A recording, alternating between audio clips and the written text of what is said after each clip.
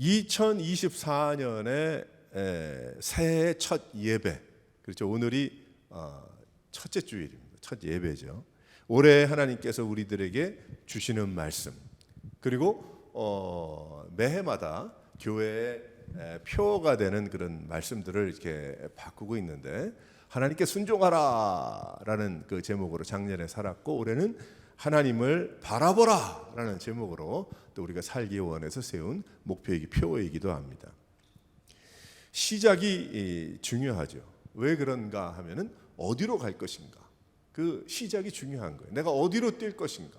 뭐 다리가 뭐 여기저기 있는 게 아니니까 두 밖에 없으니까 뭐 그 방향으로 뛰지 않으면 안 되죠. 내가 서 있는 방향으로 뛰어야 되기 때문에 어디로 향할 것인가, 목표가 무엇인가, 그 굉장히 중요한 것이죠. 올해를 시작하면서 하나님께서 우리에게 주시는 말씀이 뭐 많지만 그 중에 어떻게 살기를 원하시는가, 시편 84편을 통해서 참 하나님을 바라보면서 살아가기 원하심을 우리가 깨닫게 됩니다. 어렸을 때 저희 집이 남산 이제 밑에 있어서 남산에 그 관광도로라고 있었잖아요. 그래서 거기에서 뭐 스쿨버스를 타고 이제 학교 왔다 갔다 하고, 또 아침에 어떨 때는 아버지를 쫓아서 산에 그 철창 펜스를 하기 한참 전에 얘기니까 산보로 올라가시고, 그러면 뭐 산에 여러 번, 그 남산에 뭐 매번 올라갔어요. 남산에 가서 놀고 그랬으니까. 그 당시는 남산이 좀 어려운 사람들이 동굴을 좀 파고 있었던 그런 때도 있었고, 또 좀 이렇게 올라가면은 남산 위에 그 팔각정 뭐 있는 그 거기까지 갈 수가 있었던 그런, 또 넘어가면 이태원이고 저쪽 넘어가면 어딘지도 어려서 몰랐고, 뭐 이쪽으로 가면 학교 가는 길이고 뭐 그랬던 거 기억이 납니다. 근데 그때만 해도 남산 타워가 없었어요. 그래서 남산 타워가 저한테는 굉장히 좀 뭐랄까 좀 이렇게 새롭습니다. 어렸을 때는 거기서 11살까지 살았는데 타워가 없었고, 그 한참 뒤에 제가 알기로는 고등학교 때인가 아마 남산 타워가 다 지어져서 완공이 됐던 그런 이제 기억이 있습니다. 그리고 저는 미국으로 왔기 때문에 별 의미를 알지 못했어요. 그런데 지금은 한국, 뭐 서울 그러면 있는 게 뭡니까? 남산 타워잖아요. 그 남산 타워를 이렇게 사진을 보면 옛날에 내가 살던 쪽이구나, 내 뒤쪽이구나, 옆이구나, 그걸 저는 이렇게 알 수가 있거든요. 그 예전에 다른 데로 또 이사를 가서도 거기서도 남산을 보이는 곳에 살았기 때문에 서울의 상징이 돼버리고 말았어요. 그래서 참 귀한 그런 타워가 돼버리고 말았습니다. 그걸 상징하는 그런 것이기 때문에. 근데 그래서 나라마다 그런 것을 짓는가 봐요. 도쿄에 가면 도쿄 타워가 있고, 그 도쿄 타워가 있어서 거기에 타워를 보면 도쿄의 그 상징이다. 사람들이 뭔가 모르지만 그 에펠, 프랑스 가면은 그 파리 가보면 거기 에펠탑이 있어요. 워싱턴 DC에 가도 그 스미소니언 박물관 그 주위로 그 탑이 하나 높은 게 서 있죠. 그래서 그걸 보면서 뭐 좀 서울을 상징하고, 뭐 프랑스를 상징하고, 또 뭐 도쿄 일본을 상징하고, 또 미국을 상징하는 뭐 그런 생각을 하게 됩니다. 우뚝 솟은 모습이 마치 그 나라를, 그 사람들을 리드하는, 인도하는 뭐 그런 것을 이게 보게 되죠. 우리는 올해 한 해를 시작하면서 그 시편 84편에 나오는 이 말씀을 어떻게 우리가 봐야 되겠는가? 마치 우리의 인생의 타워와 같다. 우리의 올해 한 해를 살아가는 또 인생 전체에 마치 탑과 같다. 우리의 어떤 그 나가야 할 그런 방향이다라고 보면은 맞을 것입니다. 1절에서 4절을 보게 되면 그 복된 인생들이 나오죠. 복된 인생들, 너무나 아름다운 그 복된 사람들, 하나님의 나라를 사랑하는 사람, 하나님이 계신 곳을 사랑하는 그런 사람들의 그 복된 모습이 1절에서 4절까지 나오거든요. 그러니까 그 마치 뭐 남산 타워가 있듯이 하나님의 말씀을, 또 하나님을 향해서 살아가는 그런 사람들의 그 복된 그러한 인생.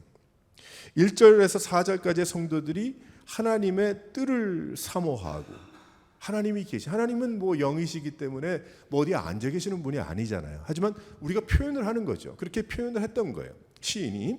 그래서 그 고라 자손이 그 성가대가 찬양을 한 겁니다. 예를 들어서 1절에서 4절의 성도들이 하나님의 뜻을 사모하면서 마음이 쇠약해질 정도로 사랑했다, 그렇게 표현하고 있어요. 얼마나 가고 싶고, 얼마나 그 뜰에 서고 싶고, 얼마나 그것을 사랑했으면 내가 마음이 막 몸이 쇠약해질 정도로 사모했다는 거죠. 그래서 부르짖습니다. 그 성전에 가고 싶습니다. 그 성전에서 숨 쉬고 싶습니다. 그 성전에서 느끼고 싶습니다. 그 성전에 거하고 싶습니다. 그 이야기를 1절에서 4절까지 하는데 막 복에 겨워서 그 설명을 하고 있는 거예요. 시편 84편의 말씀을 보게 되면 너무 막 그냥 뭐 세상 뭐 표현으로 막 하면 막 미칠 듯이 사모하는 거예요.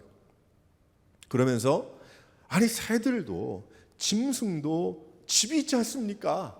하면서 내가 가야 할, 내가 살아야 할, 내가 사모하는 그 집, 그렇게 표현을 하고 있어요. 내가 살 것이 그곳이 그 장소가 되게 하시고 나를 부르시고 나를 인도하사 하나님의 나라가 보금자리가 될 수 있도록 주여 나를 인도해 주시기를 바랍니다. 할렐루야.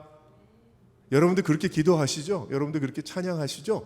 여러분들 그렇게 그런 믿음을 가지고 계실 줄 믿습니다. 그 마음인 거예요. 그 마음.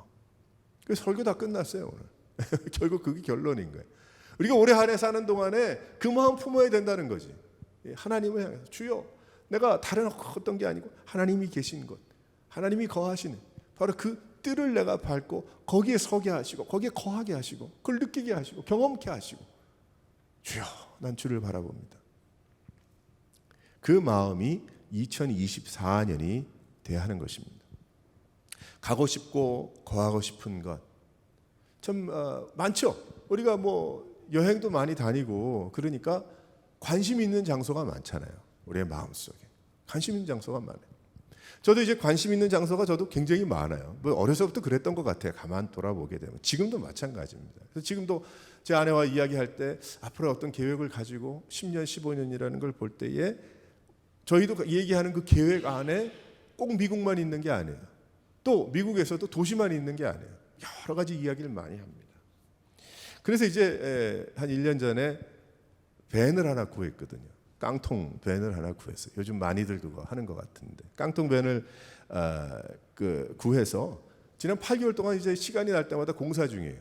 그 밴을 제가 주일날 가끔 가지고 올 때는 아마 볼 수 있을지 모르지만 별것도 아니지만은, 근데 저는 그것이 굉장히 금방 될 일로 알았어요. 한 2, 3개월, 3, 4개월 하면은 내가 원하는 대로 할 수 있겠다. 깡통이니까 뭐 솜씨는 없지만 뭐 이것저것 사다가 붙이고 뭐 하면은 되겠다 생각을 했는데 8개월이 됐는데도 그 다 끝내지를 못했어요. 그걸 하는 게 뭐 여러 가지더라고요. 너무 모르는 게 너무 많아요. 그 밴에 땅바닥에 묻혀 붙여. 그러니까 방법을 모르니까 순서가 뒤바뀌니까 일이 더 많아지는 거지. 첫 번에 전기 공사를 해야 되는데 이제야 전기 공사를 하니까 이게 뭐 다시 다 뜯어야 되고 다시 구멍을 내야 되고 다시 다 해놨는데 뭐 지저분한 게 떨어지면 또 청소해야 되고 난리가 났어요. 해가지고 밑에를 붙이고 뭐 소리가 안 나게 뭘 붙이고 뭐 나무를 하고 풀칠을 하고 못질을 하고 옆을 벽을 하고 천장을 만들고 또 불을 하려니까 전기 공사를 해야 되고 또 TV를 붙이고 그러고 나니까 겨울이 춥잖아요. 그러니까 히터를 만들어야 돼요. 히터 뭐 돈이 많이 드는 건 아니지만 그 히터를 하나 붙이는 것도 알질 못하니까 여기저기서 막 연구해가지고 전부 다 모르는 것들이에요.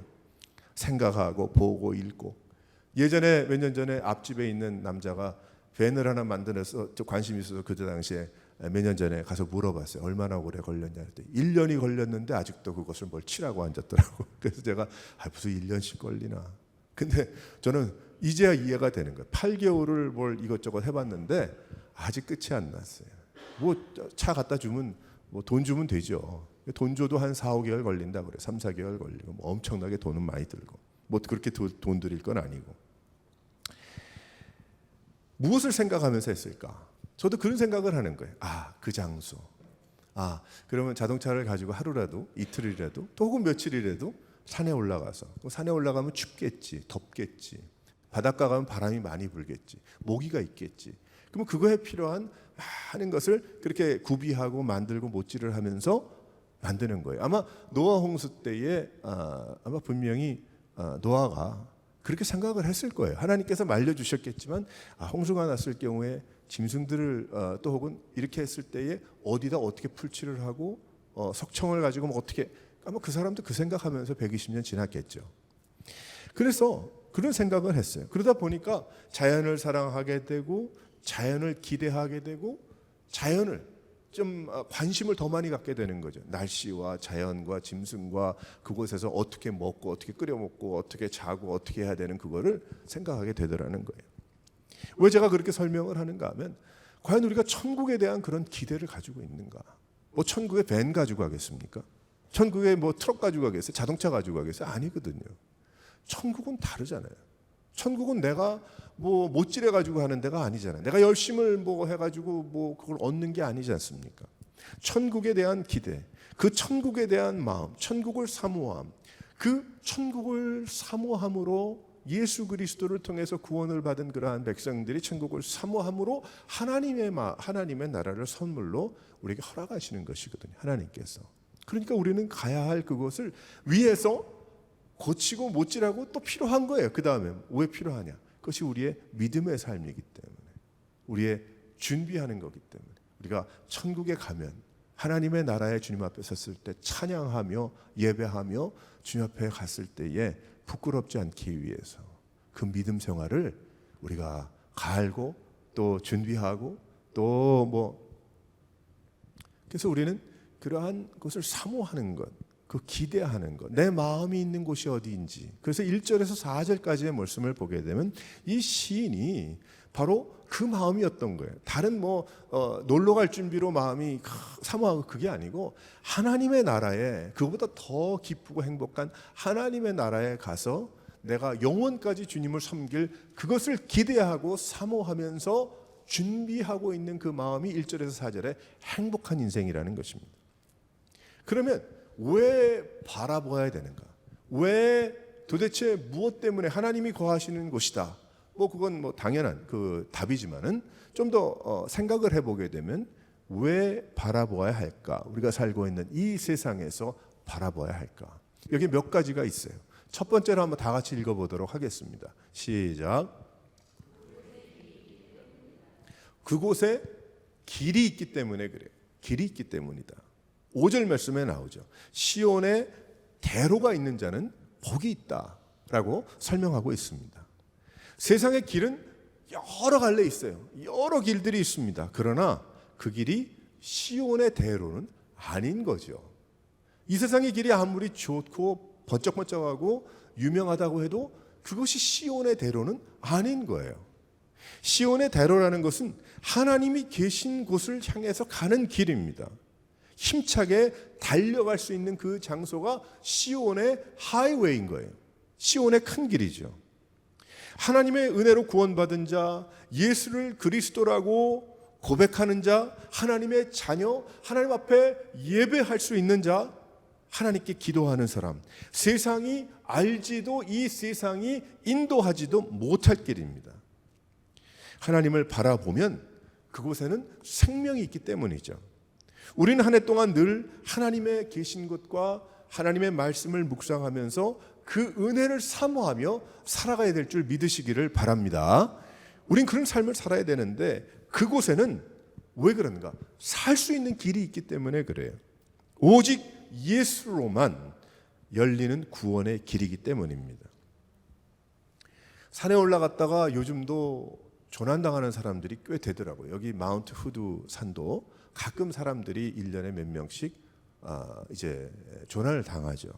얼마 전에 길이 아닌 한국에서도 사람이 없어졌어요. 2명이. 그래서 이 사람들을 막 찾아다녔더니 나중에 보았더니 엉뚱한 곳에 있더라는 거예요. 뭐 떨어진 것도 아니고. 나중에 보았더니 야생 동물 보호 구역으로 갔다가 조난을 당했다고 합니다. 길이 아닌 곳을 가니까 그렇게 되는 경우들이 있더라는 거예요. 그 길을 하나님은 말씀으로 알려주셨어요. 하나님의 말씀을 따라서 길을 걸어가는 자, 그 길이 어떤 길일까요? 우리는 순례자의 길이라고 이야기를 합니다. 그래서 사도 바울은 계속해서 디모데에게도 이야기했지만 고난의 길이요, 고난을 받으라, 고난이다, 어려울 것이다, 힘들 것이다, 계속해서 이야기를 하죠. 그러면서 믿음을 가지라고 이야기를 하죠. 순례의 길을 찾아가는 자들, 고난이 있을 수 있지만 하지만 그 길은 세상이 알지 못하는 하나님과 동행하는 길이라는 거예요. 우리는 하나님을 바라보아야 합니다. 왜 하나님을 바라보아야 하는가? 그것이 길이기 때문에, 다른 길이 아니에요. 바닷가의 등대를 바라보면서 저 방향이구나, 혹은 저 방향으로 가면 안 되겠구나를 이야기할 수 있는 바로 그 길이기 때문에 그래요. 목자들이 별을 보고, 또 동방에서 온 그 박사들이 별을 보고 그 방향을 잡을 수 있었던 것도 바로 무엇입니까? 하나님께서 바로 그 길을 별을 보고 가야 됐던 거예요. 우리도 믿음 생활하면서 2024년을 어떻게 걸어가야 될까? 어떻게 해야 될까? 아침에 나가서 일하고 저녁 때 들어오고, 또 주일 되면 시간이 되면 교회 가고 아니면 못 가고 이렇게 생각하는 것이 아니고, 우리는 주님 앞에 늘 하나님을 바라보는, 내가 걸어가야 할 길, 믿음의 길, 천국의 길, 하나님께서 번쩍번쩍 말씀으로 비춰주시는 그 길,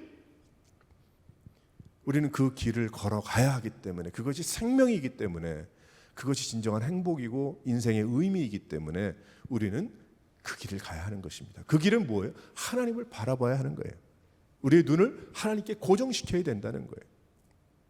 그래서 올해 1년 동안 그 길을 찾아가시기 바랍니다. 올해 1년 동안 다른 길을 걸어가지 말고, 예전에 열심히들 걸어왔잖아요. 이민길 얼마나 열심히 걸어왔어요. 사는 길 얼마나 열심히 걸어왔어요.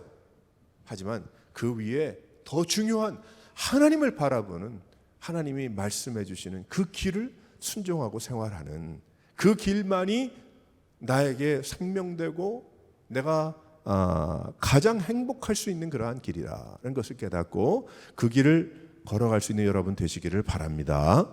그래서 우리는 하나님을 바라봐야 되는 거예요. 하나님을 바라보고 예배하고 찬양하고 말씀 가운데 하나님을 바라보고, 하나님, 내가 이렇게 정신이 없어가지고 이게 희미해가지고 잘 보이질 않습니다. 주여 확실하게 보이게 도와주세요.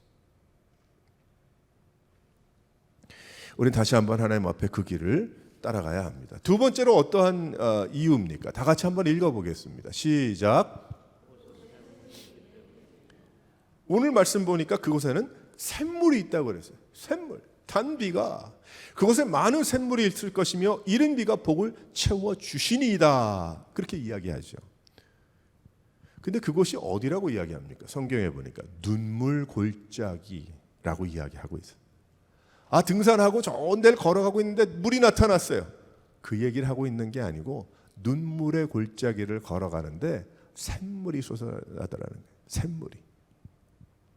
세상의 삶이 눈물 골짜기, 하나님을 알지 못하고 예수를 알지 못하는 세상의 길은 눈물 골짜기, 한마디로 눈물 골짜기예요. 아무리 많고 높고 넓은 것을 누렸다고 해도 나중에는 다 가져갈 수 없는, 결국 허무한 그런 인생을 살아가는, 그래서 결국은 노세 젊어서 놀자는 노래까지 나올 정도로, 그게 맞다고 이야기할 정도로 세상은 그게 다입니다. 그러나 그곳이 샘물이 풍성한 곳이 된다. 이른 비가 많이 내린다. 세상의 고통스러운 삶에 의미 없는, 생명이 없는 삶도 은혜의 삶이 되기 때문에 하나님을 바라보라는 거예요. 마르지 않는다는 거예요. 메마르지 않는다는 거예요. 하나님을 바라보면 거기에 샘물이 터져 나오는 샘물과 이른 그런 비가 내린다. 성도의 삶은 실은 무겁지 않습니다. 성도의 삶은. 왜? 하나님이 함께 하시기 때문에. 여러분, 히말라야 산맥에 에베레스트 산에 올라가는 그런 사람들, 저는 안 가봤지만 이렇게 보게 되면 정작 가는 사람들은 한 4명, 5명인데 뒤에 쫓아온 사람들이 한 여러 명 돼요. 10명씩 되고 그렇게 쫓아와요. 앞으로 간 사람도 있고. 네팔에 있는 사람들 중에는 셔파라는 사람들이 있습니다. 셔파 부족인가 봐요. 근데 그 셔파 부족은 고산지대에 살면서 높은 산을 올라가는 것을 두려워하지 않고, 그리고 그 지역에 있는 셔파들은 그 누구보다도 길을 잘 알아요. 그래서 그 사람들의 관광 오고 등산하고자 하는 외국에서 온 사람들이 그 무거운 걸 다 지고 올라갈 수 없고 그것이 필요하잖아요. 그러니까 그 셜파들이 그것을 지고 올라간단 말이에요. 근데 지고 짐만 뭐 당나귀처럼 올라가는 사람들이 아니고 오히려 그 사람들이 길잡이가 돼준다고 그렇게 이야기를 하는 것을 많이 들었습니다. 꼭 필요한 사람들이에요. 그 어떤 길잡이보다 낫다고 하죠. 그들이 없이는 갈 수가 없어요. 하나님은 우리를 세상에서 부르시고 천국문을 향해서 순례의 길을 걸어가게 하시는데 세상에 눈물 골짜기라 하더라도 우리에게는 하나님을 바라보면 그 장소에 샘물이 터져 나오고 또 하나님이 이른 비를 허락하시는 놀라운 은혜를 경험하는 이유가 성령께서 우리의 모든 무거운 걸 다 져주시기 때문입니다. 성령 하나님께서 우리와 동행해 주시면서 실은 내가 꼭 지고 가야 될 거 빼고 나머지 무거운 건 다 하나님께서 져주시니까 다 막아주시고 그러니까 실은 우리는 뭐예요? 우리는 눈물 골짜기라 하지만 우리는 하나님이 동행해 주시고 함께 하시는 그 길은 샘물이 터져 나오는 그러한 길인 것입니다. 하지만 하나님을 알지 못하고 예수를 알지 못하는 그러한 길은 순례의 길이 아니죠. 죽음의 길이죠. 그거는 끝나는 것입니다. 죽음의 길이에요. 그 은혜가 놀라워서 고맙고 감사해서 기쁨으로 지고 가는 거예요. 그것을 1절에서 4절까지 그 성도들은 시인은 알았던 거예요. 그래서 복된 인생이다라고 설명을 하고 있는 것입니다. 성령의 샘물이 곁에 있기 때문에 결국 하나님을 바라보아야 하는 것입니다. 목마르지 않은 거예요. 또 물길로 오지 않아도 될 텐데 라고 사마리아 여인에게 또 이야기하셨던 그 예수님의 귀한 그 음성이 우리에게도 말씀을 하시는 거예요. 내가 주는 음식, 내가 주는 영양, 내가 주는 물을 마시면 또 평생 영원히 목마르지도 배고프지도 않을 텐데. 그러니까 하나님의 말씀으로 사느니라 그렇게 이야기하셨고 나의 생수가 되신 예수 그리스도, 나의 떡이 되시고 빵이 되신 예수 그리스도, 우리는 하나님의 귀한 은혜를 감사하는 것입니다. 우리는 다시 한번 하나님 앞에서 우리가 왜 하나님을 2024년도에 바라보는 그러한 삶을 살아가야 되겠는가? 그것은 이 세상을 아무리 쳐다보고 바라봐도 마실 물과 먹을 것이 없기 때문에 그래요. 아무리 많은 것을 먹어도 허기지고 아무리 많은 것을 내가 마셔대도 이 세상의 것은 목이 마르기 때문에. 하지만 하나님이 부어주시는 그 생수의 강에서 터져나오는 귀한 그 샘물은 우리에게 부어주시는 이른 단비는 우리로 하여금 영양을 힘을 얻게 하시고 우리가 주님 앞에 참 순례의 길을 참 완전히 기쁨으로 걸어갈 수 있는 그런 은혜를 주시기 때문입니다. 사랑하는 성도 여러분, 1년 동안 하나님을 바라보시기 바랍니다. 하나님께 눈을 고정시키고 마음을 고정시키고 주여 내려주소서. 만나를 내려주신 것처럼 주여 나에게 그 바위에 물이 터져 나오는 것처럼 주여 나에게 정말 속 시원히 마실 수 있는 성령의 뜨거운 또 성령의 시원한 그러한 물을 허락해 주셔서 내가 올해 1년도 하나님의 은혜를 저버리지 않고 주님만 바라보고 따라가며 나가게 도와주소서. 바로 이 새해 첫 시간에 우리 주님 앞에 그렇게 기도해야 될 줄 믿습니다. 세 번째로 왜 이유가 무엇입니까? 다 같이 한번 읽어보겠어요. 시작. 그곳에는 힘이 있기 때문에 그래요. 7절에 보면 그들은 힘을 얻고 더 얻어 나아가 시온에서 각기 하나님 앞에 나타나리라 그렇게 말씀하고 있죠. 아멘. 귀한 말씀이에요. 세상에서는 갈수록 힘이 빠집니다. 나이가 들면 여기저기가 쑤시고 걷기도 점점 힘들어지는 것이 당연하죠. 그러나 성도들은요 다릅니다. 성도들은 나이가 점점 들수록 실은 더욱 힘을 얻어야 됩니다. 마음의 중심에 힘을 얻어야 돼. 힘을 더욱 얻는다, 더 얻어나간다 그렇게 이야기를 하죠. 그 이유는 성령의 뜨거운 역사로 은혜의 삶을 살다가 하나님이 부르실 그날을 바라보면서 그 소망이 더욱더 강해지니까 성령께서 은혜를 주셔서 내가 죽을 날이 슬픈 날이 아니라 죽을 날이 이사가는 날이다. 내가 죽을 날이 하나님이 나를 부르신 날이고 부르실 날이고 죽는 날이 내가 영원히 시작되는 그러한 천국에서의 삶이다. 시편 84편의 1절에서 4절까지의 삶이다. 이렇게 말씀을 하고 있는 것입니다. 그래서 우리는 하나님을 바라보는 그러한 인생을 살아야 되는 그 이유가 힘을 얻잖아요. 그러니까 소망이 있는 거예요. 힘이 더욱더 강한 능력의 사람이 되는 것입니다. 힘이 생기고 영원히 하나님을 바라보면서 소망 가운데 믿음을 잃지 않기 위해서 안간힘을 써야 되는 거예요. 우리는 그렇기 때문에. 그래서 하나님을 바라보는 그러한 인생은 갈수록 더욱더 힘이 생기고 더욱더 능력자가 되고 하나님이 주시는 귀한 그 부르심을 향해서 주의 일을 감당하는 것입니다. 가치관의 변화가 생기죠. 목표가 변하잖아요. 목표가 변합니다. 사는 이유가 변하는 거예요. 그 변화가 2023년에 온전히 생겨날 수 있기를 바랍니다. 또 다른 한 해가 아니라 우리에게는 더욱 힘이 나고 더욱 새로운 한 해가 되어야 되는 거예요.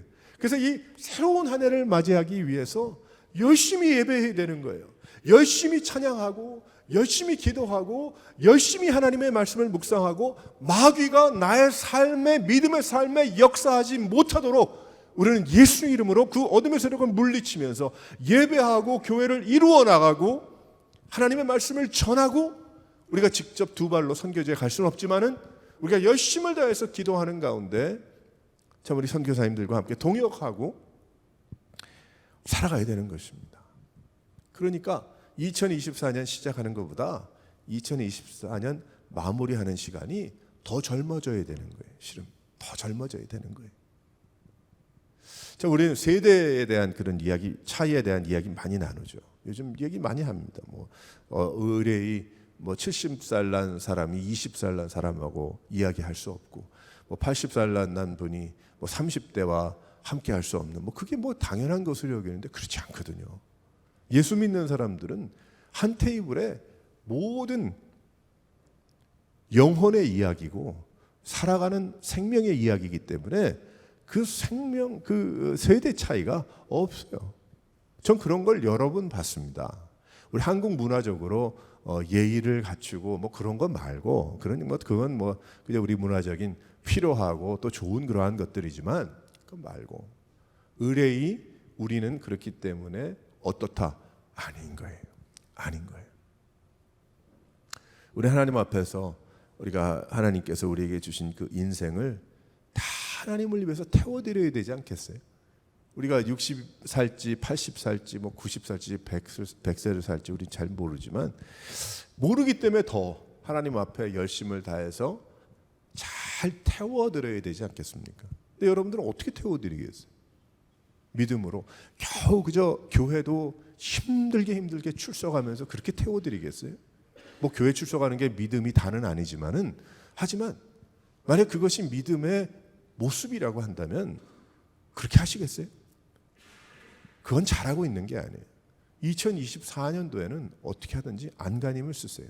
무엇에 안간힘을 쓰라고요? 하나님을 바라보는 일에, 하나님을 찬양하는 일에, 하나님 앞에 기도하고 하나님의 말씀을 묵상하고 하나님이 주시는 그곳에 생명이 있다, 그곳에 물이 있다, 샘물이 흘러난다, 그곳에 능력이 있다, 그것만이 바로 내가 가야 할 길이다. 그래서 이 순례자의 길을 그냥 뉴스 보면서 그냥 가지 말고 우리가 주님이 바라보는 귀한 그 마음으로 나갈 수 있기를 바랍니다.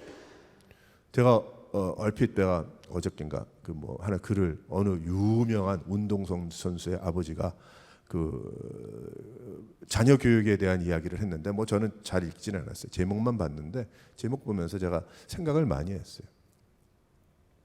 상황을 쫓아가는 생각이 아니라 생각을 쫓아가는 그러한 훈련이 되어야 된다, 그 얘기를 하더라고요. 근데 많은 경우 저를 그래서 한번 생각해 봤어요. 그렇지. 많은 경우에 상황을 쫓아가다 보니까 생각이 거길 쫓아가. 상황에 얼마나 많이 있어요. 우리 믿음 생활도 어떻게 보면, 우리 믿음 생활 생각하면 이민 생활에, 나의 지금 처한 상황에, 생활에, 그것에 쫓아가다 보니까 내 생각과 믿음도 쫓아가는 거예요.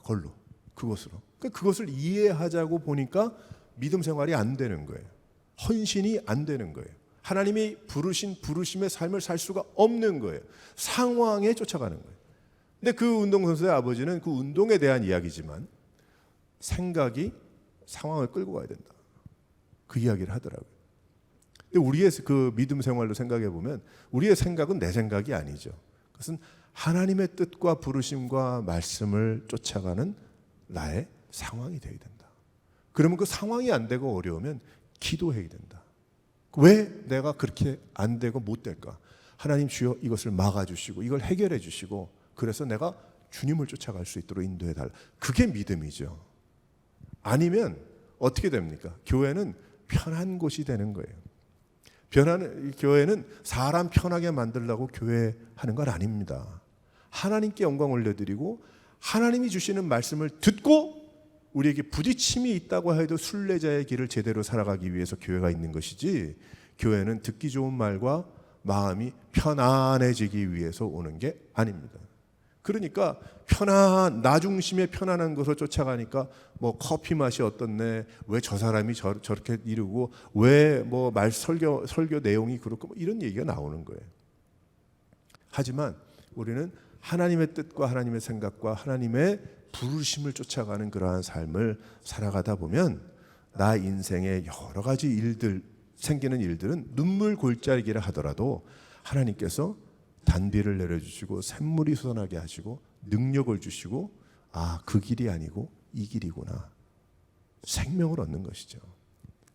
사랑하는 성도 여러분, 2024년에 이제 첫 주인데 마지막까지 우리가 예배하고 말씀 나누고 묵상하면서 올해를 마무리할 때는 주여, 주님을 바라봤더니 나의 인생에 이런 믿음의 성숙이 일어났고, 주여 내가 알지 못했던 이러한 기쁨과 참 하나님의 놀라운 은혜가 임하게 됐습니다 라는 그 고백이 여러분의 삶에 드러나시기를 주님의 이름으로 축원합니다.